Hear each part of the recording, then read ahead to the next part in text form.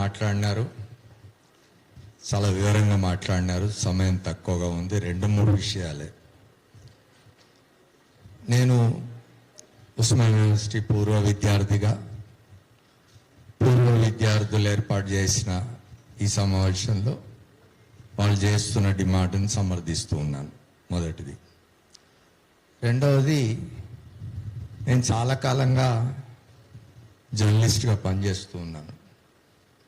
మిత్రుడు అల్లం నారాయణ, కె శ్రీనివాస్, నేను ముగ్గురం జర్నలిస్టులు. మిగతా మిత్రులు కూడా ఎవరైనా ఉండొచ్చు.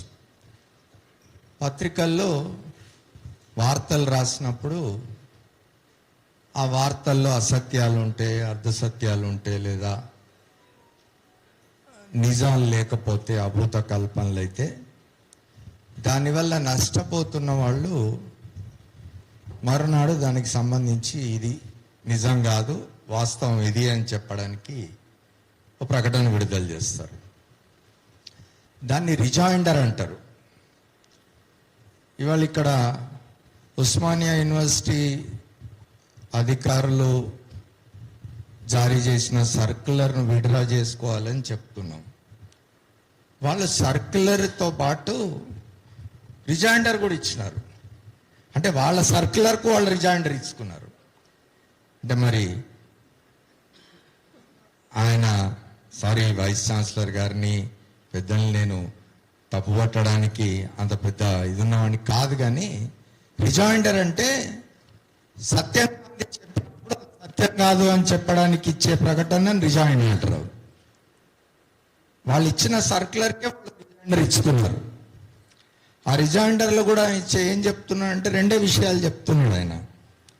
పదే పదే స్ట్రెస్ చేస్తున్న విషయాలు 2 ఏమిటంటే, ఒకటి అకాడమిక్ ఇంటెగ్రిటీ, రెండవది అడ్మినిస్ట్రేటివ్ ఎఫిషియన్సీ. విద్యార్థులకు ఫిర్యాదులు కానీ తగాదా కానీ ఎవరితో ఉంటుంది? అడ్మినిస్ట్రేషన్తో ఉంటుంది, అకాడమిక్స్తో ఉంటుంది. ఆ రెండిటికి ఇబ్బంది కలగకుండా మీరు మైదానాల్లో నిరసనలు తెలుపుకోండి అంటే ఇంకా అంతకంటే హాస్యాస్పదం ఏముంటుంది? ఇవాళ కొత్తగా జరుగుతున్నది ఏం కాదు. ఉస్మానియా యూనివర్సిటీలో నిన్న ఇట్లా పూర్వ విద్యార్థులు ఈ సమావేశం నిర్వహిస్తూ ఉన్నారు, రండి అని నాకు మిత్రుడు వేణుగోపాల్ ఫోన్ చేస్తున్న సమయానికి నేను అసెంబ్లీలో ఈ సంవత్సరం బడ్జెట్ మీద జరుగుతున్న చర్చ టీవీలో చూస్తూ ఉన్నాను. అప్పుడు దేవరకొండ కాంగ్రెస్ శాసనసభ్యుడు బాలు నాయక్ మాట్లాడుతున్నాడు బడ్జెట్ మీద కాంగ్రెస్ తరఫున. అప్పటికే ప్రతిపక్షం నుంచి హరీష్ రావు చాలాసేపు మాట్లాడినట్టున్నాడు.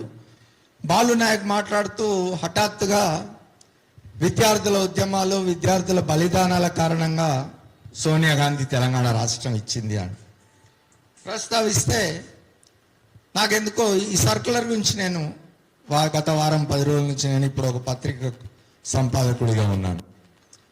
మా రిపోర్టర్స్ తీసుకొచ్చి చూపించినప్పుడు మేము పబ్లిష్ చేసినాం. తర్వాత అది నాకు గుర్తొచ్చి దాని గురించి ఏమైనా ప్రస్తావిస్తాడేమో అనుకున్నాను. నేను ఆయనే మాట్లాడలేదు. ఇక్కడ కాంగ్రెస్ పార్టీ ముఖ్యమంత్రి, కాంగ్రెస్ పార్టీ శాసనసభ్యులు వీళ్ళ ప్రస్తావన ఏం తెస్తున్నానంటే, కొన్ని మాసాల క్రితం మాజీ గవర్నర్ విద్యాసాగర్ రావు గారు తన ఆత్మకథ రాసుకుంటే దాన్ని ముఖ్యమంత్రి గారు ఆవిష్కరించినారు. ఆవిష్కరణ సందర్భంగా ముఖ్యమంత్రి గారు ఒక మాట మాట్లాడితే నేను చాలా సంతోషించినాను, అప్రిషియేట్ చేసినాను. నేను తర్వాత వారం నా కాలంలో కూడా రాసిన దాని గురించి. ఆయన ఏమన్నా అంటే, విద్యార్థులకు రాజకీయాలు లేకపోతే ఇట్లాంటి వాళ్ళే రాజకీయాల్లోకి వస్తారు అన్నాడు ఆయన. ఎట్లాంటి వాళ్ళో నాకు తెలుసు. విద్యార్థి దశ నుంచే రాజకీయాలు ఉండాలి, వాళ్ళకి రాజకీయాలు తెలిసి ఉండాలి. అందుకు ఉదాహరణగా ఆయన జయపాల్ రెడ్డి గారిని చెప్పినాడు, విద్యాసాగర్ రావు గారిని చెప్పినాడు, చాలా మందిని చెప్పినాడు ఆయన.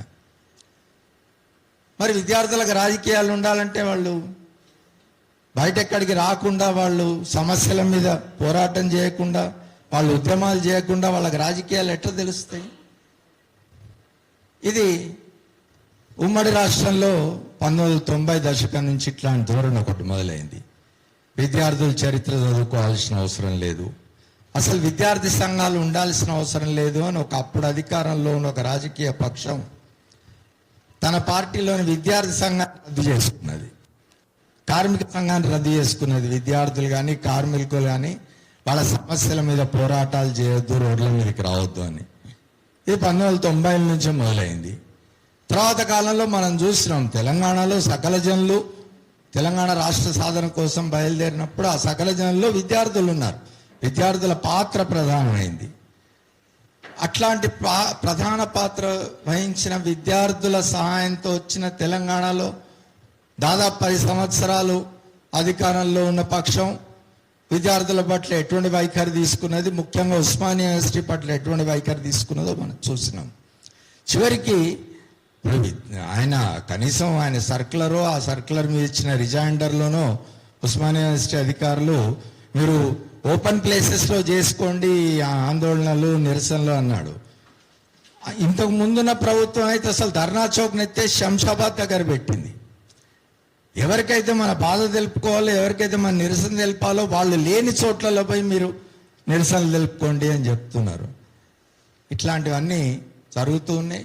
నేను మళ్ళీ ఒకసారి ఇవాళ ఈ సమావేశం చేసిన నిర్ణయాన్ని సమర్థిస్తూ నాకు ఈ అవకాశం ఇచ్చిన మీ అందరికీ కృతజ్ఞతలు తెలుపుతున్నాను. అమర్ గారికి ధన్యవాదాలు. అయితే ధర్నాలు చేసుకోవద్దనేటువంటిది అంటే